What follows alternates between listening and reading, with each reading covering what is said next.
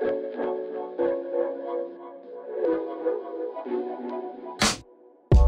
teman-teman XYZ, selama sebulan ini kita akan membahas seputar Coram Deo. Nah, di minggu ini, di Komsel kali ini kita akan membahas Coram Deo dalam arti ibadah yang sejati dan menyerahkan hidup kita kepada Tuhan. Nah, yuk kita mau baca ayatnya sebelumnya ya, sama-sama di Ibrani 4 ayat 16. Sebab itu marilah kita dengan penuh keberanian menghampiri tahta kasih karunia, supaya kita menerima rahmat dan menemukan kasih karunia untuk mendapatkan pertolongan kita pada waktunya. Nah teman-teman, di situasi yang saat ini pandemik, mungkin ini udah jauh lebih baik daripada awal-awal pandemik sebelumnya gitu ya. Tapi pembatasan gereja masih dilakukan.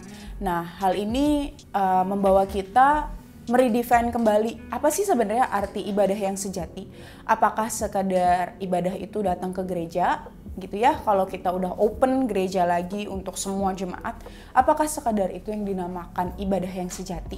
Hari ini kita mau sama-sama membahas ibadah yang sejati dalam ranah perihal, yaitu menyerahkan hidup kita, surrender our life to God gitu ya. Coram Deo sendiri dari bahasa Latin yang terdiri dari kata cora dan deo. Cora berarti pupil of the eye, yang dalam bahasa sehari-hari bisa juga diterjemahkan sebagai tatap muka atau di hadapan mata seseorang, dan deo yang artinya adalah Tuhan. Jadi secara keduanya berarti bertemu muka atau di hadapan wajahnya Tuhan. Nah, dalam kehidupan kita sehari-hari maupun dalam pekerjaan atau sekolah gitu ya teman-teman, terkadang kita lupa bahwa dasar dari segala sesuatunya yang kita kerjakan dan kita lakukan adalah untuk kemuliaannya Tuhan. Kadang kita terdistraksi dengan keegoisan kita sendiri, maunya kita sendiri gitu ya, dan kita berjuang mati-matian, habiskan semua waktu, tenaga, usaha, dan bahkan material, uang gitu ya, uang kita sendiri, uang orang tua, hanya untuk mengejar keegoisan kita. Kita lupa bahwa sebenarnya ada tujuan yang jauh lebih besar dari sekedar apa yang menurut kita pengen doang, yaitu adalah tujuan yang Tuhan taruh, kehendaknya Bapa. Untuk tahu kehendaknya Bapa gak jauh-jauh dong, yaitu dari firman Tuhan. Kalau kita nggak mengenal firman itu sendiri, gimana kita tahu apa yang menjadi kehendaknya Bapa dalam kehidupan setiap kita? Nah, kalau kita tahu bahwa setiap hari sebenarnya kita ada di dalam hadiratnya Allah, kita berhadapan secara muka dengan muka, berhadapan secara wajah dengan Tuhan. Allah melihat kita setiap saat, setiap waktu. Maka apapun tindakan yang kita kerjakan, pasti kita juga melihat bahwa apa sih sebenarnya yang firman katakan gitu ya. Tindakan yang benar yang menurut firman Tuhan seperti apa sih yang sebenarnya kita lakukan gitu ya. Kalau kita tahu bahwa kita ada dalam pandangan Allah, hidup di hadapannya Allah membuat kita mampu untuk menyerahkan diri, surrender our life. Karena kita tahu Allah itu satu besar. Banyak sekali firman Tuhan, di firman sudah dibilang bahwa Allah itu besar. Dia yang mengatasi segala sesuatunya, dia yang menciptakan segala sesuatunya.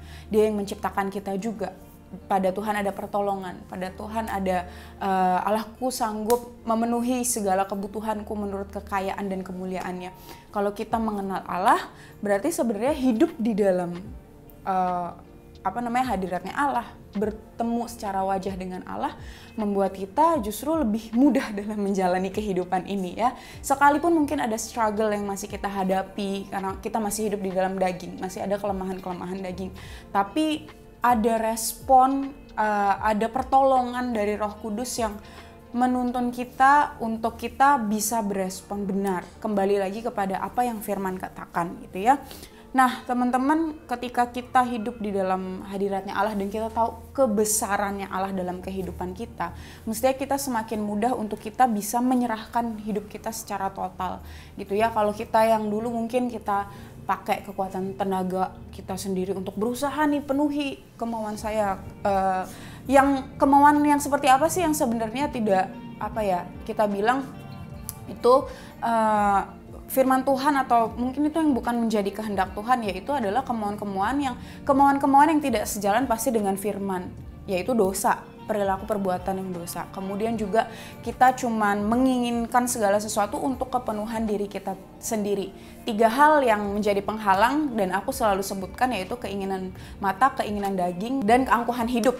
Nah, 3 hal inilah yang seringkali membatasi, akhirnya membuat kita nggak bisa mengerti kehendak Allah. Kalau kita terus mengejar ketiga hal ini, maka kita nggak sadar bahwa sebenarnya kita nggak aware sebenarnya, oh saya tuh setiap waktu ada di dalam hadiratnya Allah. Nah, kalau kita tahu bahwa kita hidup di dalam hadiratnya Allah, kita akan lebih mudah untuk kita berserah atau menyerahkan hidup kita kepada Tuhan. Berserah itu bukan berarti pasrah ya teman-teman. Nah, aku mau kasih tahu juga perbedaannya antara seperti apa sih yang dimaksud berserah dan seperti apa yang dimaksud dengan pasrah. Yang pertama, kalau pasrah itu lebih menyerah. Jadi kalau ada sedikit struggle gitu ya, tiba-tiba kayak menyerah aja gitu. Seakan-akan nggak ada daya di dalam kehidupan ini untuk kita bisa fight. Sementara kalau kita tahu bahwa kita ada dalam hadiratnya Tuhan, Tuhan kasih kita kekuatan, kita tetap pursue kehendak Tuhan. Kita nggak gampang yang namanya menyerah. Pasrah itu nggak melakukan atau tidak berbuat apa-apa, berarti ujung-ujungnya malah kita leye-leye, tidak melakukan sesuatu yang ujung-ujungnya bisa menuntun kita kepada ya rasa malas gitu ya, malah nggak ada eager di dalam kehidupan kita, bahwa ketika kita hidup di dalam Tuhan malah sebenarnya ada kuasa, ada janji Tuhan, kemudian ada kehendak Tuhan yang itu menguatkan kita untuk kita bisa melakukan segala perkara. Itu juga yang dituliskan, I can do all things to Christ who strengthen me. Berarti berpikir negatif atau berpikir yang self pity salah satu contohnya gitu ya, atau kita tidak udah pesimis duluan kalau kita melihat segala sesuatu. Padahal sebenarnya aku percaya bahwa Tuhan itu, sumber hikmat itu ada dalam pengenalan akan Tuhan. Takut akan Tuhan adalah permulaan pengetahuan gitu ya.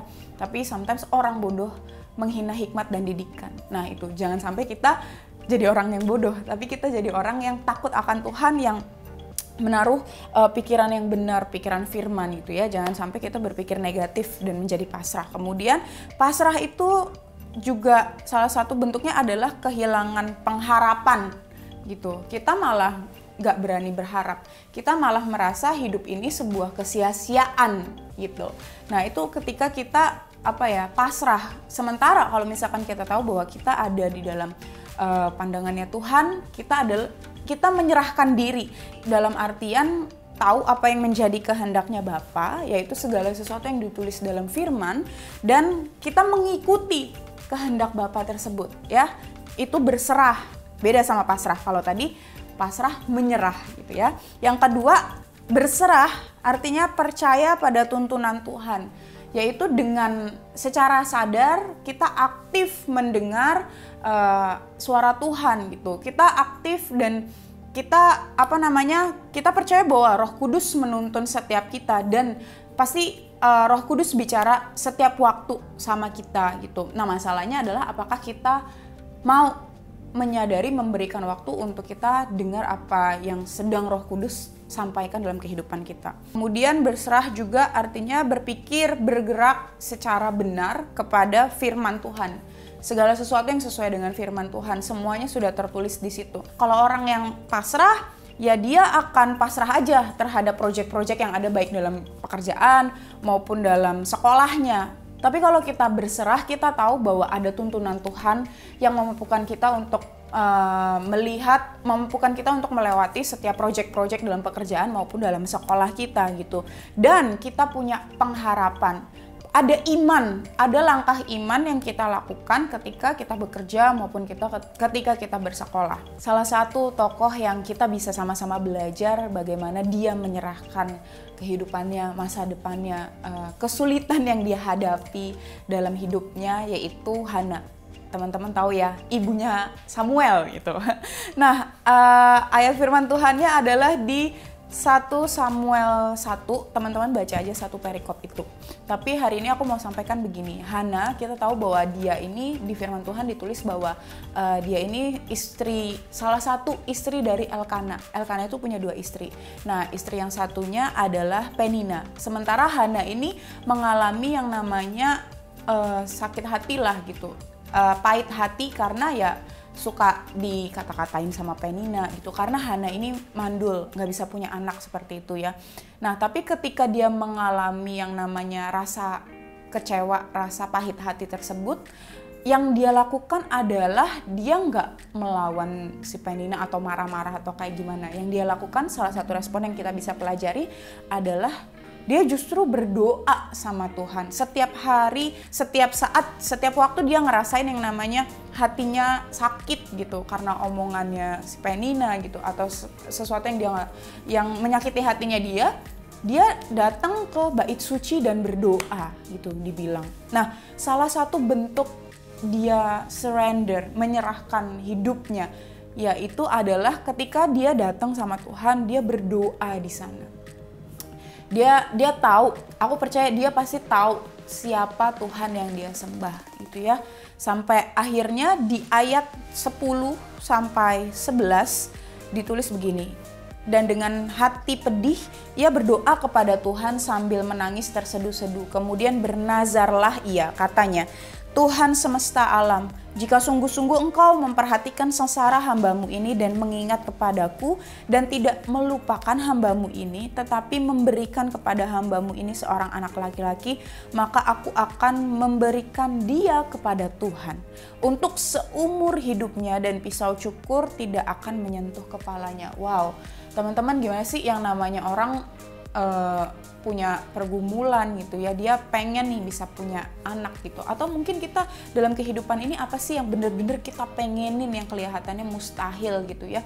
Nah, coba kita posisikan diri kita seperti itu, tapi yang kita bisa pelajari dari responnya Hana adalah dia justru bernazar.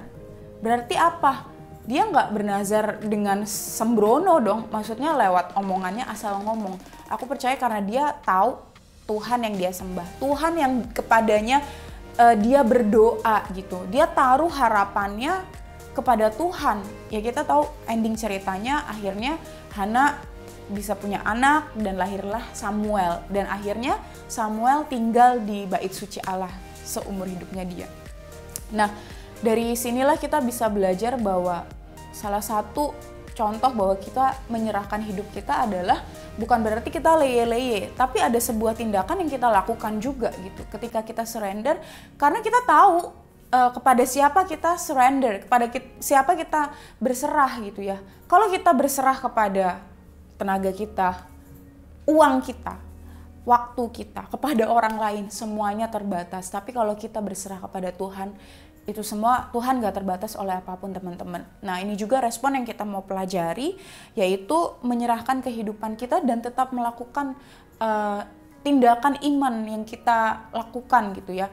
Dan aku percaya juga ketika kita sadar bahwa kita hidup di dalam pandangannya Allah setiap waktu dalam kehidupan kita ini, maka gak akan kita mudah untuk kompromi juga terhadap dosa, kompromi terhadap egoisnya kita sendiri itu. Nah, hari ini yuk sama-sama kita belajar dari responnya Hana, yaitu menyerahkan hidupnya, menyerahkan masa depannya, tapi justru bukan pasrah ya, tapi dia penuh dengan pengharapan. Dia tahu Tuhan yang dia sembah, dia akhirnya dia bernazar. Di Amsal 3 ayat 5-6, yaitu percayalah kepada Tuhan dengan segenap hatimu, dan janganlah bersandar kepada pengertianmu sendiri. Akuilah dia dalam segala lakumu, maka ia akan meluruskan jalanmu. Coram Deo bicara tentang kita ada dalam hadapan Allah, muka dengan muka. Berarti kehidupan kita adalah kehidupan yang mencerminkan juga karakter Kristus. Dan aku percaya kita nggak akan asal-asalan kalau kita tahu Tuhan ada melihat kita gitu ya. Nah, teman-teman, hari ini mari kita sama-sama cerita juga satu dengan yang lainnya. Yang pertama adalah kapan dan pada saat apa kita merasa sulit dalam menyerahkan hidup kita sepenuhnya kepada Tuhan. Dan yang kedua, penghalang terbesar apa yang kita punya yang membuat kita sulit juga untuk menyerahkan kehidupan kita. Oke teman-teman, ayo mari kita saling cerita satu dengan yang lain. Tuhan Yesus berkati.